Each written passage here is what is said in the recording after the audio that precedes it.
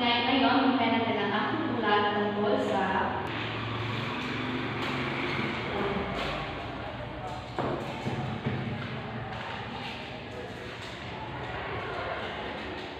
component at katangian ng curriculum ng 1989. Ang component at katangian ng Sinulurang Pilipino sa curriculum ng 1989, ito ay layunin sa pagkukulaan ng kasaysayan.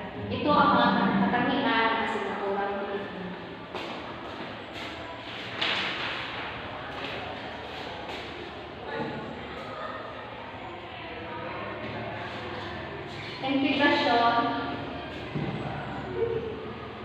Integrasyon sa akam at sining.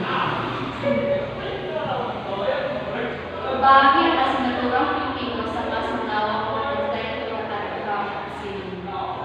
Ang integrasyon ng akam at sining ay bibigay daan sa mas malalim na pag-unawa at pag-asenso ng dalawang larangan. Sa pamagitan ng mga pagsama ng akam at sining, maaaring lumikha ng bagong, perpektong sining ng mga masinkawa at eksperimento ng akam ay maging inspirasyon para sa sining, habang sining naman ay maaaring mabigay kulay at damdamin ng isang akam.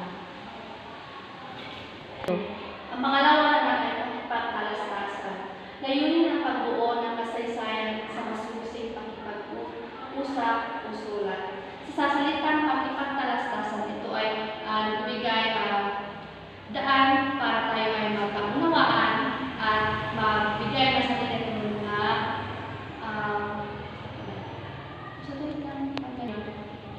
sa sariling opinyon o opinyon ng ibang tao. Ang katatlo naman ay aktibong partisipasyon. Ini-encourage ang mga aral na maging aktibo sa pagturo at pag-aral. So, sa salitang aktibong partisipasyon, ang halimbawa nito ay